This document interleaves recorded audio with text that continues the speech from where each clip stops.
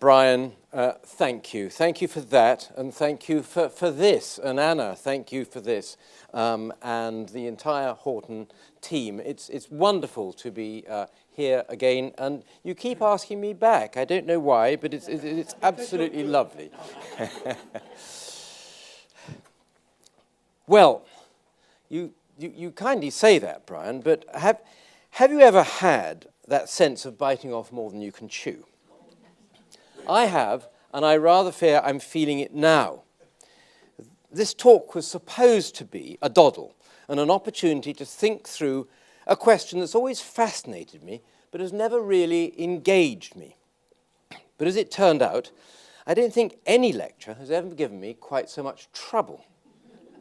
Because for every point I came up with, a counterpoint soon popped up, and I ended up going down dozens of rabbit holes before I was done. In a nutshell, the difficulty is this. Clearly all collections matter to some degree. They're all products of those basic human instincts to gather and to classify. And we all have it in us to be collectors in one way or another. And the breaking up of any collection is, to a degree, the undoing of something that has been created, something that goes beyond the sum of its parts. But equally, it's true that some collections matter more than others. I'll allow this slide to speak for itself. Some are bigger than others, some are grander than others, and some, frankly, are simply in better taste than others. So where do we draw the lines in determining which collections matter enough to care about? That, in a way, is what this talk is about. And it seems inevitable that whatever I say, someone in this room is going to disagree, maybe even violently. So, body armor on.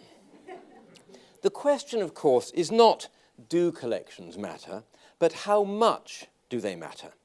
And that's what's implied by my slightly puckish surtitle, Let No Man Put Asunder, which even in this almost unmatrimonial age, you will recognize as the second part of the injunction, what God has joined together. And it implies that the breaking up of a collection is, or can be, some sort of a sin. So, to get going, what sort of collections am I talking about? Most, but not all, of what I'm going to say relates to the collections of art rather than other things. And most of that to private rather than museum collections. And there are reasons for that. To start with, there are fundamental differences between museums and private collections. Museum collections exist to preserve, to serve the public, and to tell a story, whereas private collections exist primarily to gratify the collector, story or no story.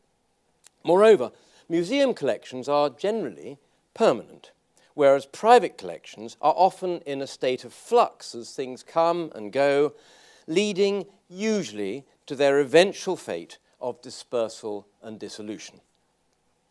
These differences are mirrored in their people too. Curators are part of a chain, like runners in a relay race, a very long relay race. They take the baton from their predecessor and they run with it for a while before handing it on to another. And meanwhile, the collection evolves, slowly filling the gaps and tending towards some sort of completeness. When the V&A started to collect church silver, it was only seen in terms of art. And as a result, marvelous things from the Middle Ages and the Counter-Reformation were bought. But the austereness of Protestantism never got a look in. And when a century later they decided to create a gallery of church silver, telling the story in terms of religion as well as art, the English Reformation could only be represented through loans. Compared with that, private collections are very different beasts. They are formed, usually, by individuals, and they're formed over a shorter time span, restricting the opportunities available to the collector. All of this, you might say, should make private collections less interesting than museum ones. But they have other aspects too. Private collectors are answerable to no one but themselves, and their collections tend to be revealing not only of the art, but of the collector too, their intellect and foibles, their passions and prejudices.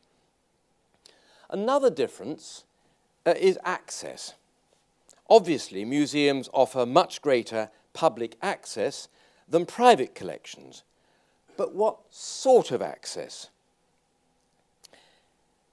And the answer to that is visual, really only visual. But as everyone privileged enough to handle objects knows, eyes are not the only receptors of art. Touch is just as important. The smoothness of a glaze, the weight of a piece of plate, the lightness of Venetian soda glass, and the heaviness of English lead glass for that matter. All of these things inform one's perception, and without touch, one is only half perceiving. But what is the poor museum to do? Handling and preserving don't always go well together. This noli me tangere tradition tends towards a sort of ideological divide between the two camps.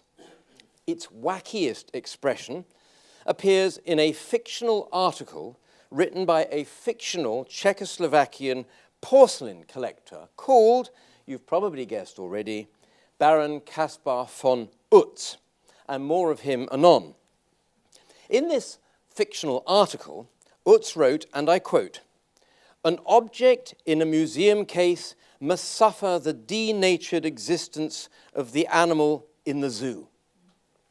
In any museum, the object dies of suffocation and public gaze, whereas private ownership confers on the owner the right and the need to touch." I'm sorry, you've seen this one before. The passionate collector, and this is Utz continuing, the passionate collector, his eye in harmony with his hand, restores to the object the life-giving touch of its creator. Has he finished? He has not. He continues. The collector's enemy is the museum curator.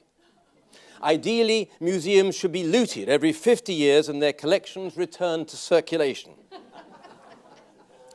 Totally bonkers, of course. But which of us, apart from the looting point, which of us doesn't feel at least some sympathy with what he's saying? As I've said already, it is the fate of most private collections to be eventually dispersed.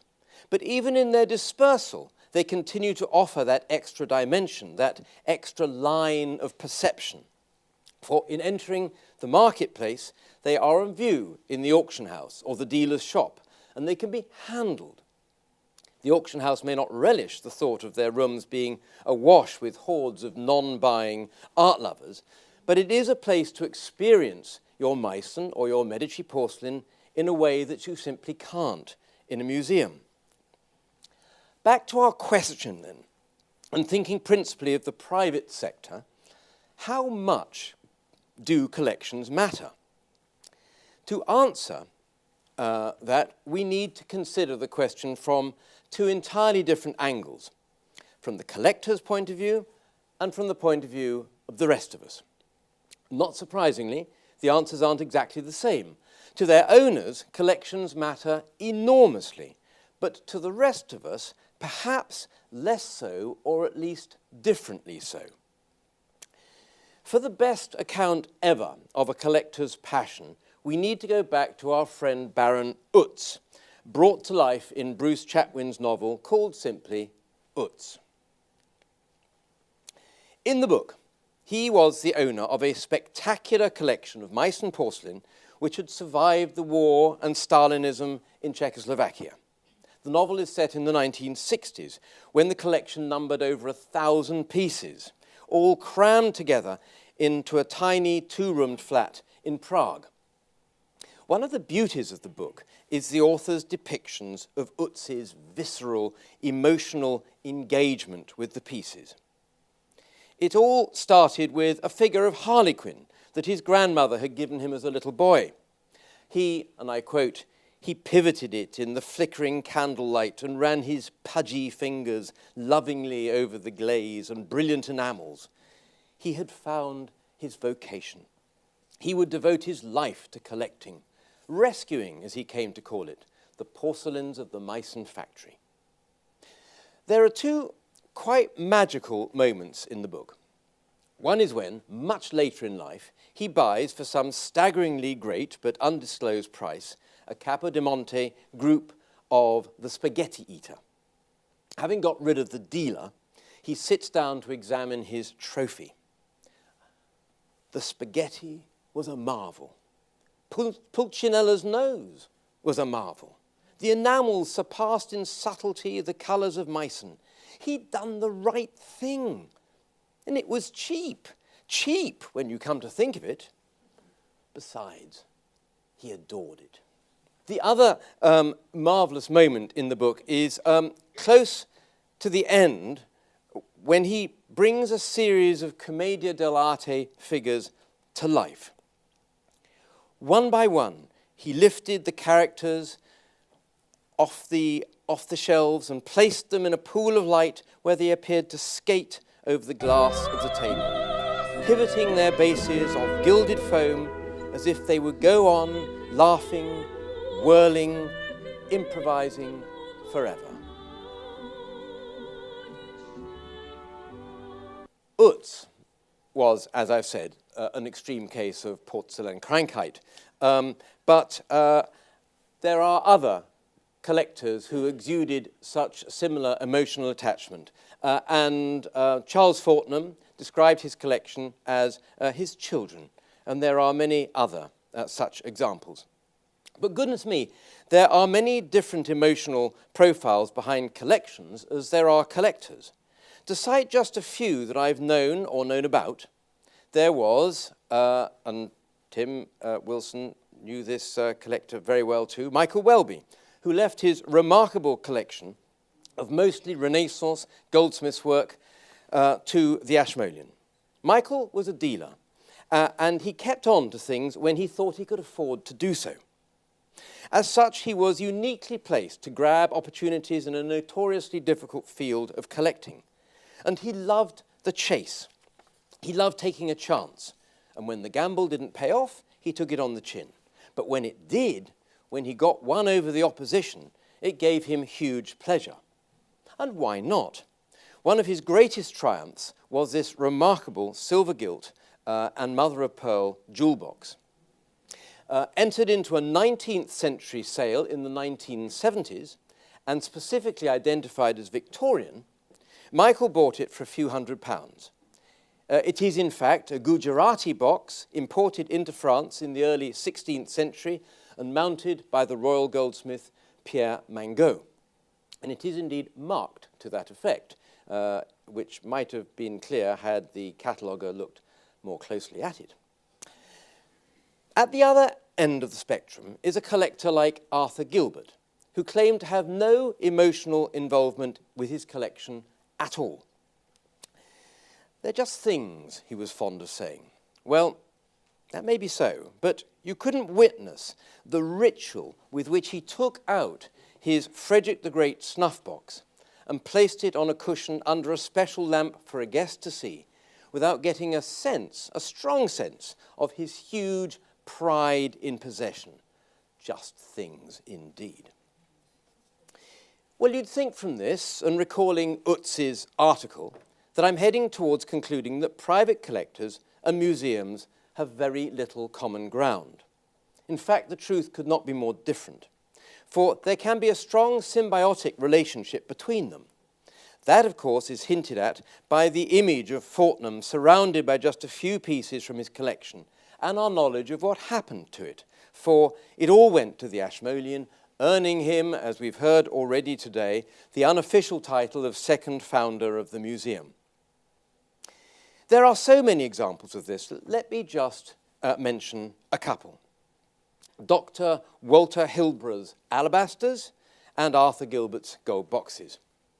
All of these collections were essentially formed for museums, but as they grew, they took on a depth that could never have been created by the museums themselves working on their own resources. And as a result, these private collections played a crucial role in the development of the museums that later became their home. Dr. Hilborough had collected so-called Nottingham alabasters for years, at a time when nobody wanted them and they were cheap as chips. In all, he amassed around 150, and his benefaction to the V&A established its collection as the most comprehensive in the world. Arthur Gilbert I knew very well. He was addicted to collecting, even between sets of tennis. And he simply had to get his fix. He wasn't a particularly scholarly collector, and he didn't always buy unerringly. But as the late Charlie Truman once, slightly unkindly, quipped, you can't spend that much money on objects without occasionally buying a good one.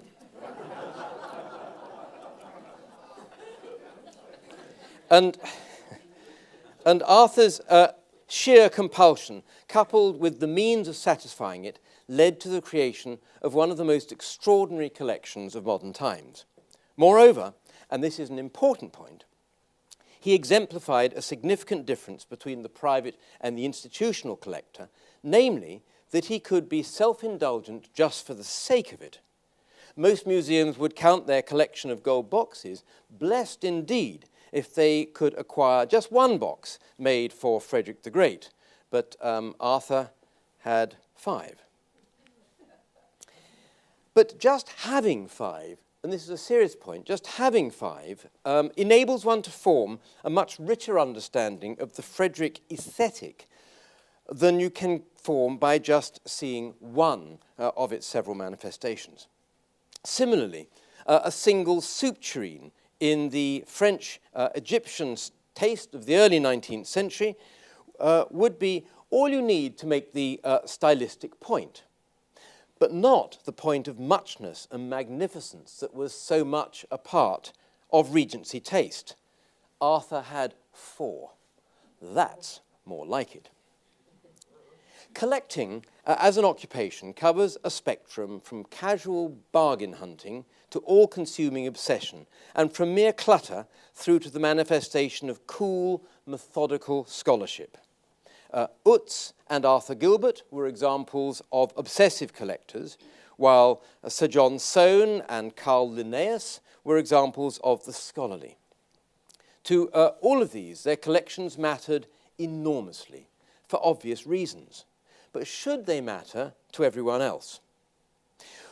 Well, I'd like to tackle that one by taking some examples of collections that I don't think did matter very much, and of collections that did. In the past tense, because most of them no longer, sadly, exist.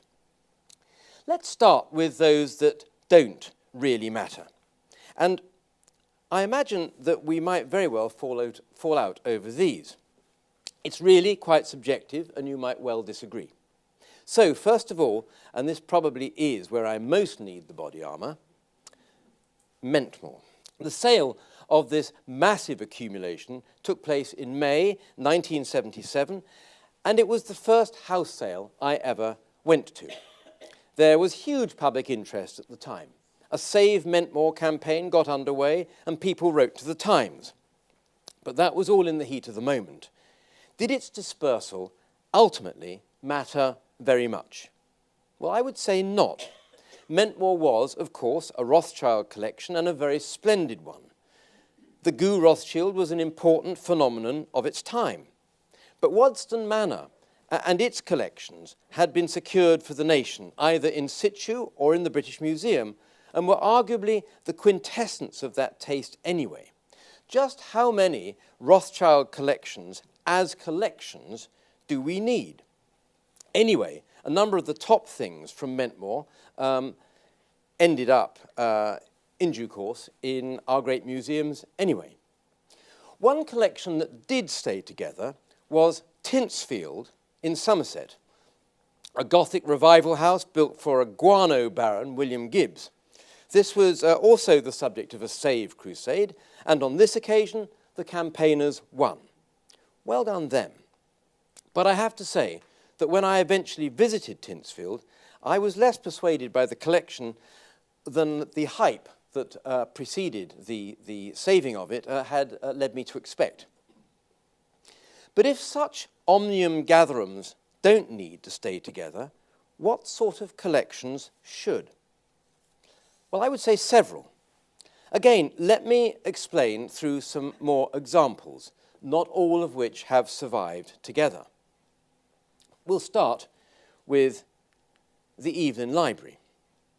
This had been formed in the 17th century by the great diarist and man of letters, John Evelyn. It was sold at Christie's in 1979, having been deposited for many years at Christ Church, Oxford. Now, I'm an old member of that college, and I happened to be visiting one day shortly before the sale took place, when I ran into the dean, the great, the unique, the otherworldly Henry Chadwick. He knew I'd recently started working at Christie's, and he told me, implored me, even, "You must stop them." Well, apart from being deeply flattered by his faith in the executive powers of this bottom-of-the-heap trainee, there was, of course, nothing to be done, and the sale went ahead. Did it matter? Well, yes, I think it did.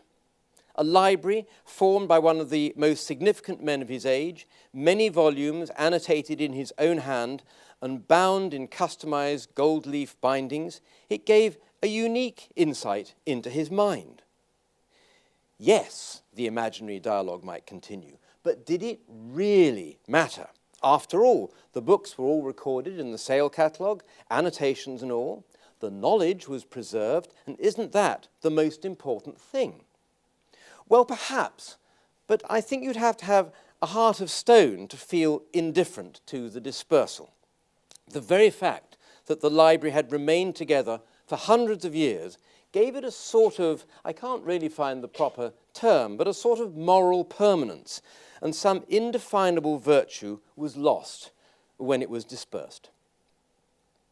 There were two factors then that bound the Evelyn Library together, or might have done: the eminence of its original owner and its remarkable success, despite the odds, in remaining together for so long until its luck ran out.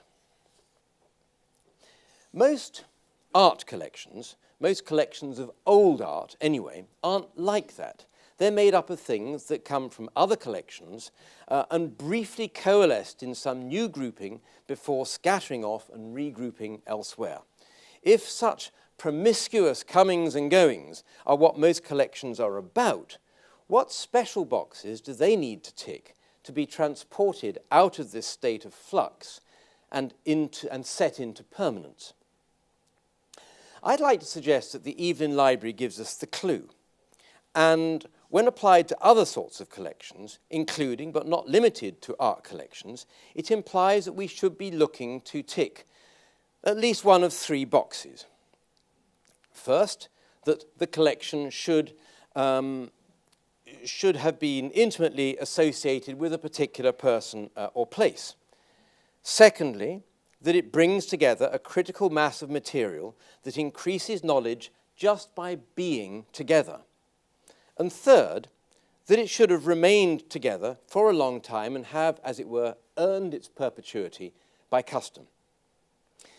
It was only when I'd written that I realized that my three criteria rang a bit of a bell. And, of course, the so-called Waverley criteria applied in cases of export license applications for works of art have a certain sort of overlap. So I hope I won't be accused of intentional plagiarism. They are a bit different anyway. But to give you an idea of how we might apply these criteria, let's again look at a few collections, quite randomly, that illustrate the point, even though they've mostly been dispersed anyway. First, then, association with a person or place. Take the Paston collection. Formed by a powerful Norfolk family in the 17th century, the collection was probably not unique, but it was recorded in a unique way through the depiction of a number of its choicest things in an extraordinary painting now in the Norwich Castle Museum. Its preservation, especially in the still-standing house where it was originally assembled, would have been a unique insight into an entire aristocratic culture. Or take Horace Walpole's Strawberry Hill. There's an even stronger case here, because the house was not so much the container of the collection as its frame and showcase. Together they were essentially a Kunstgesamtwerk on a huge scale.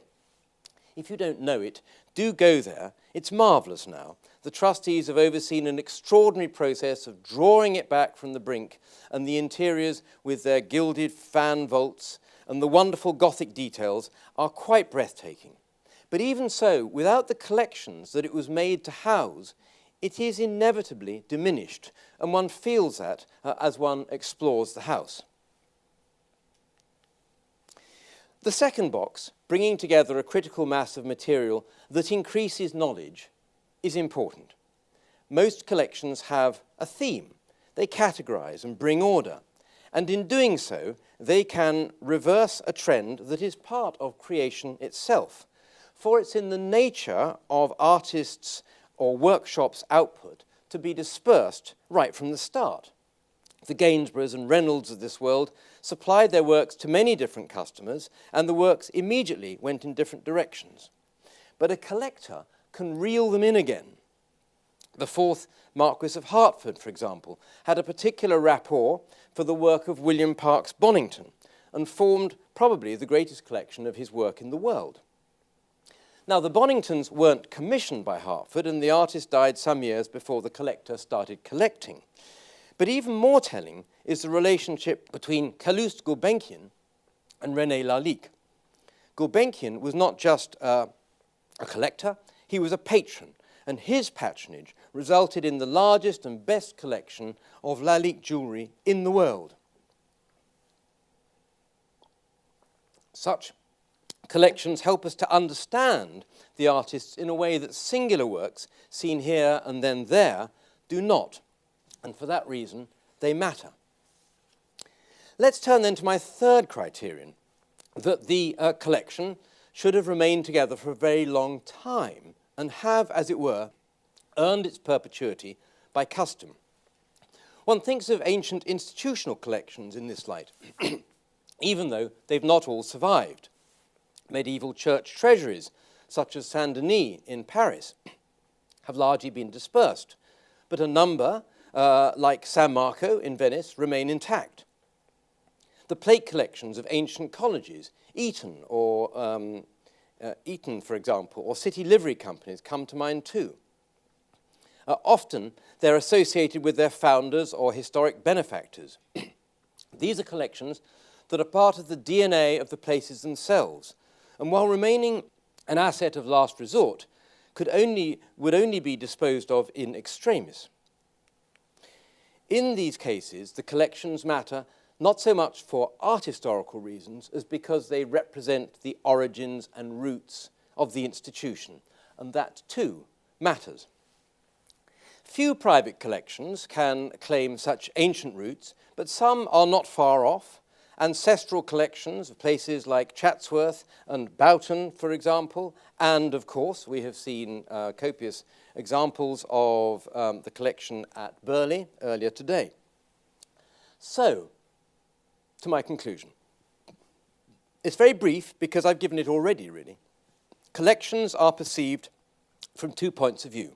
For the collector, they matter hugely because whether they're driven by passion for the material, by a desire to show off, or a scholarly need to classify and order, they are one of the things that gives their life, the collector's life, meaning. For the rest of the world, different considerations apply. Living plants can only flourish on the decay of dead plants, and without dispersals, collections as an activity would very soon cease. But just as we mourn the dying of some ancient tree simply because it is ancient, so we strive to preserve collections just because they have been together so long, especially if they are associated with a celebrated person or add to the sum of knowledge just by being together. Well, that was my conclusion, but not quite my ending. I'd like to finish with what is really an announcement. And when you hear it through more public channels, just remember you heard it here first. For I'm going to tell you about one such collection that looks set to remain together, at least for the foreseeable future. My own family were great collectors during the late 19th and early 20th centuries, and the collections they formed went partly in different directions on a change of generations. The modern pictures, collected by the uncle of my great-grandfather, were bequeathed to the Kunsthalle in Hamburg, and there they remain to this day. But another body of material was held back, and that was his silver, which was much augmented by my great-grandfather in the following decades. Now, when I say silver, I mean what was essentially a Schatzkammer or a Wunderkammer, formed of medieval and Renaissance objects in many materials, organic and inorganic, united by their elaborate gold and silver mounts. It's a collection that really ticks all three of those boxes. It's associated with two individuals who represented a particular mould of late Victorian and early 20th century plutocratic collecting. It brings together a critical mass of material that increases knowledge simply by being together, and it's remained together now for between 100 and 150 years. But since the death of my cousin Bruno in 2019, there's been much talk of what would happen to it. Well, I'm happy to announce, in fact, that if not a perpetual, then at least a long-term solution has been found. For the core medieval and Renaissance material from the collection is to be lent for at least 25 years to the Holborn Museum in Bath. It will be transformative for the museum, and the Holborn will join, as a result, the Ashmolean in becoming one of the magnets for silver and goldsmiths' work outside of London. That's the sort of thing that private collections can do when they put their minds to it, and that is how much they matter. Thank you.